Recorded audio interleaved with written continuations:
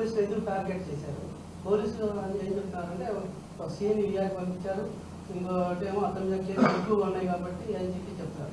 మీ ఇంట్లో ఇవన్నీ కదయ్యా మనిషి ఉన్నాడు చెప్పమనండి. మీ ఇంట్లో ఒక పిల్లోడు తప్పు చేస్తే, చిన్న తప్పు చేస్తే పిలిచి 2 దెబ్బలు కొడతారు.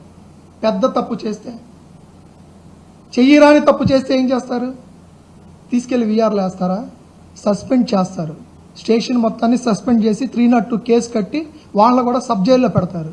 మీరు ఎందుకని పోలీస్ శాఖ సరైన చర్యలు తీసుకోలేదు? మేము అదే ప్రశ్నిస్తున్నాం. మాకెందుకంటే విఆర్ 6 నెలలు 5 నెలలు సస్పెండ్ అయ్యి మళ్ళీ డ్యూటీకి వచ్చి కాళ్ళు రగలేసే ఇలాంటి నియంత పరిపాలన కలిగిన పోలీస్ అధికారి ఈ రాష్ట్రంలో ఇంకో స్టేషన్కి వెళ్ళకూడదు. మా ప్రయత్నం అది.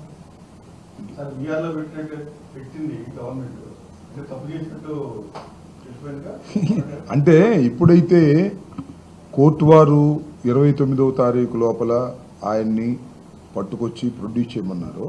వీఆర్కి పంపాల్సిన అవసరం ఏంటి? ఎందుకు పంపారు నన్ను అడుగుతున్నా. అంటే వీళ్ళ కళ్ళు నీళ్ళు చూడడానికే ఎందుకు పంపాలి వీఆర్కి? అతను నేరం చేస్తే వీఆర్ కాదు 302 వేసి శిక్షించాలి. వీఆర్కి ఎందుకు పంపారు?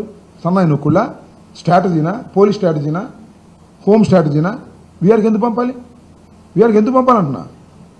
సో దాన్ని ఊరినే స్లో చేసే కార్యక్రమం చేసి మసిపూసి మారేడుకాయ చేసి ఆయనేమో వీఆర్కి పంపుతారు, వీళ్ళకేమో కట్లాసి చూపిస్తారు. వాళ్ళని పంపించి పేర్లు అనవసరం 50 లక్షలు 30 లక్షలు 50 లక్షలు కోటి రూపాయలు ఉన్న కొద్ది పెరుగుతూ ఉంటాయి. కానీ ఐ నో దెమ్, వాళ్ళు బిడ్డను కోల్పోయినటువంటి కుటుంబం డబ్బులకు లొంగే కుటుంబం కాదని నేను ఇందాక కూడా మాట్లాడి చాలా విశ్వసిస్తున్నాను. బర్నింగ్తో ఉన్నారు వాళ్ళు. ఆ తల్లి ఆవేదన ఒకసారి చూడండి మీరు. ఎవరికైనా కళ్ళమ్మ నీళ్ళు రావాల్సిందే. అదేమంటే ఆ రౌడీ షీటరా? ఆ రౌడీ షీట్ చంపేస్తావా? చంపిన పోలీస్ ఆఫీసర్ ఏమనాలి చెప్పండి? చంపేసిన పోలీస్ ఆఫీసర్ని ఏమనాలి? 100 రౌడీల కన్నా ప్రమాదకరం ఈ రాష్ట్రంలో, ఈ దేశంలో అని మనవి చేస్తున్నా.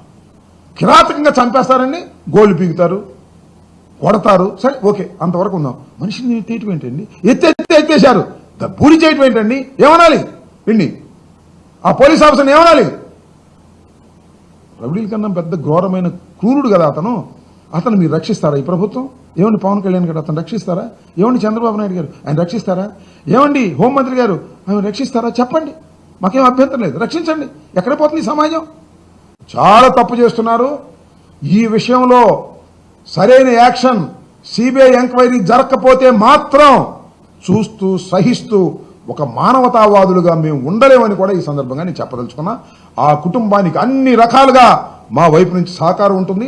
తెలుగుదేశం నుంచి కూడా సహకారం ఉంచండి, ప్రజారాజ్యం నుంచి కూడా, మన జనసేన నుంచి కూడా సహాయం ఉంచండి. అన్ని సిపిఎం అన్ని రాజకీయ పక్షాలు మాట్లాడవలసినటువంటి సంఘటన ఇది, గుర్తుపెట్టుకోమని కూడా సందర్భంగా చెప్తున్నాను.